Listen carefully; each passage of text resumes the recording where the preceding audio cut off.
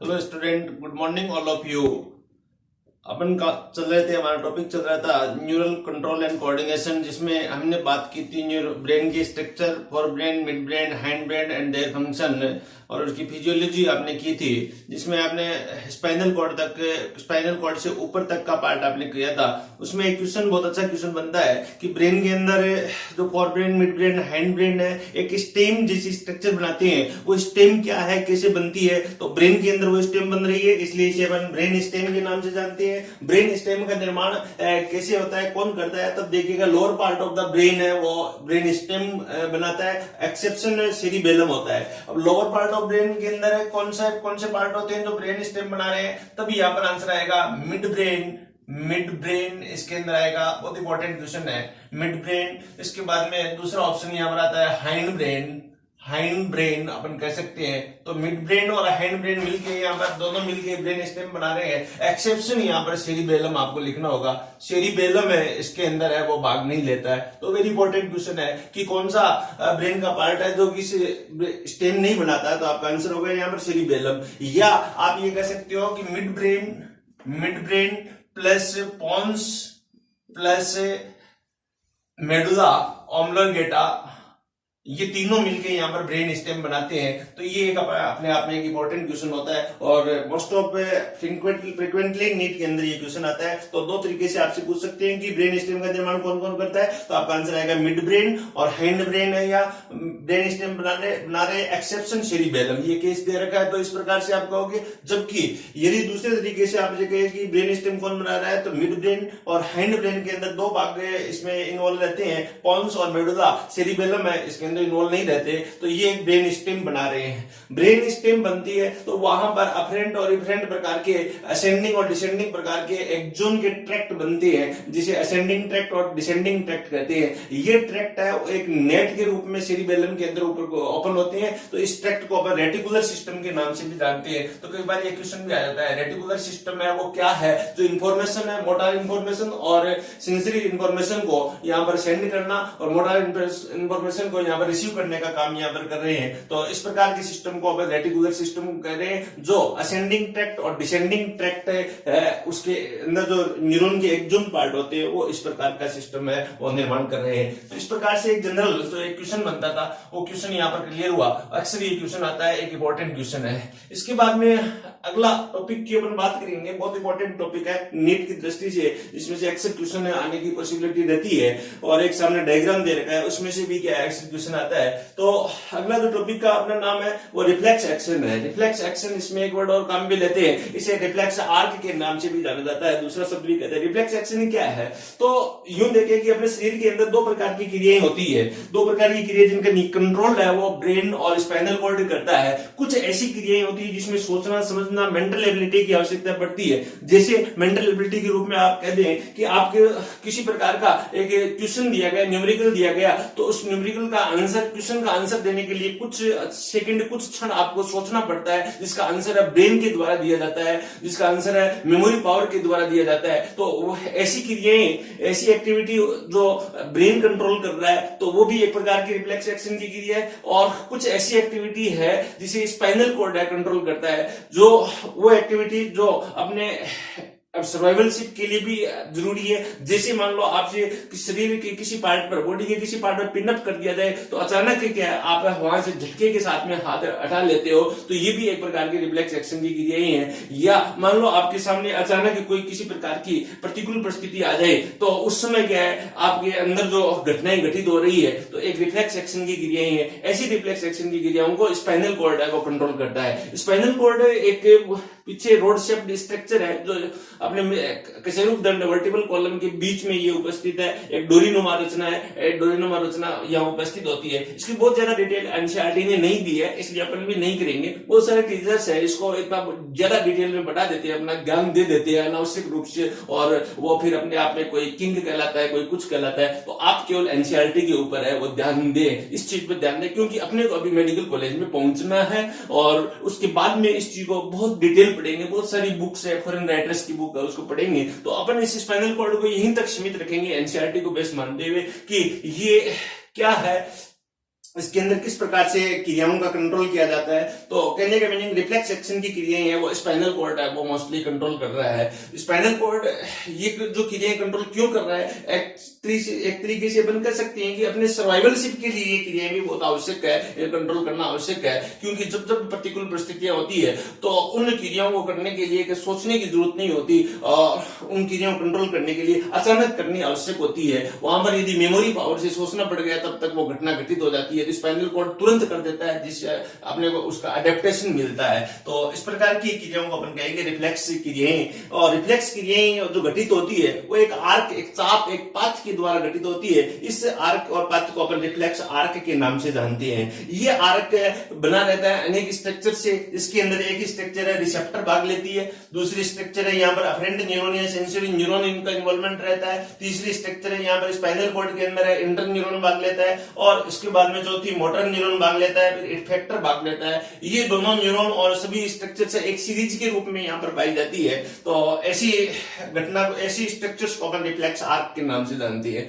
Reflex क्रियाएं है, reflex action है वो अपने एनवायरमेंट के अंदर या ह्यूमन के अंदर अपन देख सकते हैं जो 2 टाइप की रिफ्लेक्स क्रियाएं होती है। फर्स्ट सिंपल रिफ्लेक्स होती है, इसे अनकंडीशनल रिफ्लेक्स के नाम से भी जानते हैं। दूसरी क्रिया है कंडीशनल रिफ्लेक्स के नाम से भी जानते हैं। अनकंडीशनल रिफ्लेक्स है जिसमें किसी प्रकार की कंडीशन की आवश्यकता नहीं होती है, no need of the learning, इसे लर्निंग की भी आवश्यकता नहीं होती है, और no role of the brain, इसके अंदर कोई ब्रेन का किसी प्रकार का रोल नहीं होता है। ऐसी सभी घटनाओं को, ऐसे सभी इवेंट को, ऐसी सभी क्रियाओं को, एक्शंस को अपन क्या अनकंडीशनल प्रकार की रिफ्लेक्स क्रियाएं कहती हैं। अनकंडीशनल रिफ्लेक्स क्रियाएं अपने बॉडी के अंदर, अपने शरीर के अंदर अनेक विसरल क्रियाएं होती है, वो क्या अनकंडीशनल प्रकार की है। और जिसमें कुछ एग्जांपल मैं दे सकता हूं, milk feeding by the newborn baby.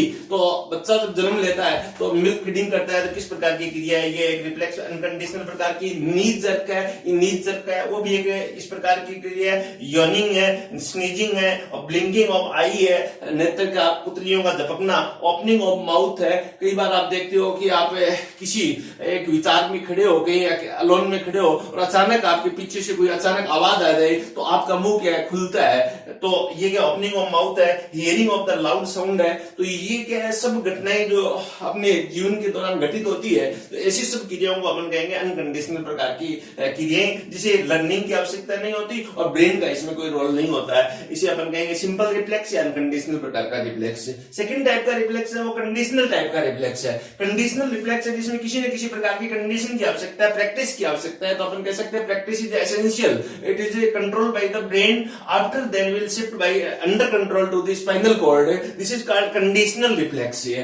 तो ऐसी घटनाओं को अपन, ऐसी क्रियाओं को अनकंडीशनल कंडीशनल रिफ्लेक्स कहेंगे। सॉरी, तो अब इसके अंदर एक बहुत फेमस साइंटिस्ट है, उन्होंने सलाइवा सिक्रेशन का एग्जांपल दिया था डॉग के अंदर। उस साइंटिस्ट का नाम है पावलोव एक्सपेरिमेंट है। तो ये क्वेश्चन आता है कई बार, पावलोव एक्सपेरिमेंट है वो किस प्रकार की क्रिया को प्रदर्शित कर रहा है, किस प्रकार की रिफ्लेक्स क्रिया को यहाँ पर डिस्क्राइब कर रहा है, तो कंडीशनल रिफ्लेक्स को डिस्क्राइब कर रहा है। इसके अलावा जिसमें अपने को पहले लर्न करने की आवश्यकता है, पहले सीखने की आवश्यकता है, उसके बाद में वो क्या शिफ्ट हो जाती है तुरंत स्पाइनल कॉर्ड की तरफ। उसके बाद में फिर अपने आप होती है, जैसे स्विमिंग, पानी के अंदर पहले इसके रूल रेगुलेशन बताए जाते हैं, डांसिंग रूल रेगुलेशन बताए जाते हैं, फिर अपने आप होती है। फिर ऐसी राइटिंग, अपने छोटे बच्चे होते हैं तो विभिन्न तरीके से अपन उनके वर्डिंग को लिखने की अपन आदत डालते हैं, सिखाते हैं। फिर उसके बाद में आज अपने आप वर्डिंग जैसी वर्ड आता है और लिख लेते हैं। बाइसिकल या कोई भी गाड़ी चलाना, एरोप्लेन चलाना, या ये सब घटनाएं, ये सब क्रियाएं वो कंडीशनल रिफ्लेक्स के अंदर आती है। तो ये इस प्रकार से आप डिवाइड कर सकते हो सिंपल रिफ्लेक्स और कंडीशनल रिफ्लेक्स या अनकंडीशनल रिफ्लेक्स के अंदर, और जो विभिन्न एग्जांपल्स के द्वारा आप इसे बता सकते हो। तो ये एक प्रकार से अपन रिफ्लेक्स एक्शन की घटनाओं को अपन समझा सकते हैं। अब इस रिफ्लेक्स एक्शन की घटना को एक विशेष एग्जांपल के द्वारा अपन समझाते हैं। एग्जांपल, बहुत बढ़िया एग्जांपल दिया, नी जर्क का एग्जांपल जो है, नी जर्क एग्जांपल है वो यहाँ पर दिया गया है। एनसीईआरटी जो एग्जांपल देती है वो नी जर्क एग्जांपल देती है। ये नी जर्क एग्जांपल है, एनसीईआरटी के अकॉर्डिंग है, इस पर अक्सर क्वेश्चन पूछा जाता है। ये नीजर का एग्जांपल है, वो यहाँ क्या शो कर रहा है, इसे पटेलर पटेलर स्टिमुलस के नाम से भी जानते हैं, पटेलर रिफ्लेक्स क्रिया भी के नाम से भी जानते हैं। इस एग्जांपल के द्वारा अपन इसे समझा सकते हैं। यहाँ पर एक लेग दी गई है और इस लेग को स्पाइनल कॉर्ड के साथ में ज्वाइंट किया गया है। इस लेग के अंदर एक बोन है, इस बोन को अपन पटेला बोन कहते हैं और इसके ऊपर यहाँ पर क्वाड्रिसेप्स मसल्स है, क्वाड्रिसेप्स मसल्स है और इसके नीचे की तरफ अपना जो एरिया है, अपने पैर का जो एरिया है, इसका डोर्सल पार्ट है जहां पर मसल्स है उसको क्वाड्रिसेप्स मसल्स कहेंगे और नीचे का जो ये वहां पर जो मसल्स है उसे हेमिस्टर मसल्स के नाम से जानते हैं। अब आप देखिए क्वाड्रिसेप्स मसल्स से एक न्यूरॉन यहाँ पर बाइंड है, एक जुड़ा हुआ है, तो इस न्यूरॉन को अपन अफरेंट न्यूरॉन कहते हैं। ये क्वेश्चन भी आता है कि डोर्सल साइड के अंदर जो न्यूरॉन है वो कैसा न्यूरॉन है, उसे अफरेंट न्यूरॉन कहेंगे। इसे ये न्यूरॉन है वो सेंसरी न्यूरॉन कहा जाता है। अफरेंट न्यूरॉन है वो यहाँ पर एंटर करता है स्पाइनल कॉर्ड में। यहाँ पर ध्यान रखना है कि ये अफरेंट न्यूरॉन एक स्पेशल न्यूरॉन है, इसलिए यहाँ बीच के अंदर एक या बाउंडेड या राउंड स्ट्रक्चर, एक नोड लाइक स्ट्रक्चर दिखाई गई है जिसे डोर्सल गैंग्लिया रूट भी कह रहे हैं। अर्थात ये न्यूरॉन के कुछ साइडोन पार्ट है वो कलेक्ट होके यहाँ पर डोर्सल गैंग्लिया रूट बना रहे हैं। तो डोर्सल गैंग्लिया रूट यहाँ पर जो न्यूरॉन है वो एक स्पेशल टाइप का न्यूरॉन है। एक फंडामेंटल चीज आपको मैंने बताई थी कि प्रारंभिक तौर पे मैंने अपने एपोलर, बाइपोलर, मल्टीपोलर और सूडो यूनिपोलर टाइप के न्यूरॉन बताए थे। उस फंडामेंटल में आपको बताया था सूडो यूनिपोलर न्यूरॉन है जिसके अंदर इस प्रकार का न्यूरॉन है जिसके अंदर दोनों साइड में यहाँ पर एक्सोन है और यहाँ बीच में साइटोन है। तो इस टाइप का न्यूरॉन है सूडो यूनिपोलर है। तो यहाँ ये best example of the pseudo unipolar neuron.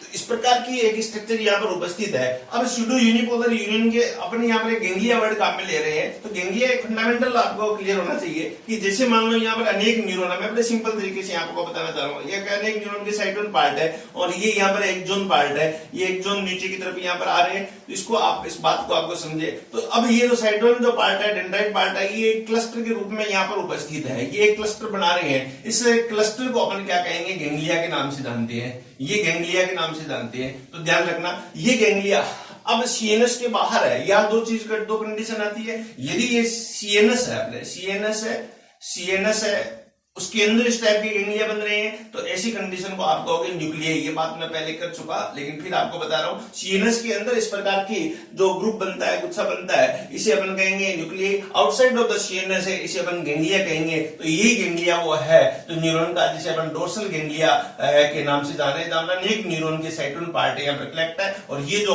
Arm बताई गई है ये एक्सोन की आर्म है। ऐसे ही यहाँ पर मैंने कहा था ये एक्सोन पार्ट है। एक्सोन का जो ये ट्रैक्ट है, ये इसे अपन इनसाइड ऑफ द सीएनएस, इसे ट्रैक्ट के नाम से जानेंगे और आउटसाइड ऑफ द सीएनएस है, इसे अपन न्यूक्लियाई के नाम से या न्यूरॉन के नाम से, नर्व फाइबर के नाम से इसे न्यूक्लियाई या नर्व फाइबर, न्यूक्लियाई या नर्व फाइबर के नाम से जानेंगे। या अपन यह कह सकते हैं कि इसके अंदर जो ये जो ट्रैक्ट है, ये ट्रैक्ट है inside of the CNS, outside of the CNS है, इसे आप जानोगे कलेक्टिवली आपको नर्व्स कहेंगे। ये तो इस प्रकार से एक ट्रैक्ट हुआ, एक नर्व्स हुआ और एक गेंग्लिया हुआ, एक न्यूक्लियाई हुआ। ये बात पहले भी कर चुका, लेकिन फिर मैं यहाँ पे बता रहा हूँ। यहाँ गेंग्लिया शब्द क्यों काम में लिया गया, इसलिए काम में लिया गया कि outside of the CNS, outside of the spinal cord है। तो इस प्रकार की स्ट्रक्चर एक बनती है। तो ये एक आपके सामने एक फंडामेंटल क्लियर हो गया है। ये एक बेसिक चीज है, आपको इसका पता होना चाहिए, इसका नॉलेज होना चाहिए। अब ये नीज रक्त के रिफ्लेक्स कैसे यहाँ पर काम करता है। एक क्वेश्चन यहाँ पर और आता है, नीज रक्त रिफ्लेक्स है वो किस प्रकार की साइनेप्स होता है। तो साइनेप्स से अपन ने बात की थी, उसमें अपन साइनेप्स को टू टाइप में डिवाइड कर सकते हैं, एक मोनोसाइनेप्टिक रिफ्लेक्स और एक मोनोसाइनेप्टिक रिफ्लेक्स और एक पॉलीसाइनेप्टिक रिफ्लेक्स। पॉलीसाइनेप्टिक रिफ्लेक्स नीज रक्त रिफ्लेक्स है, ये एक मोनोसाइनेप्टिक रिफ्लेक्स का एग्जांपल है, बेस्ट एग्जांपल है। बहुत इंपॉर्टेंट क्वेश्चन है नीट का।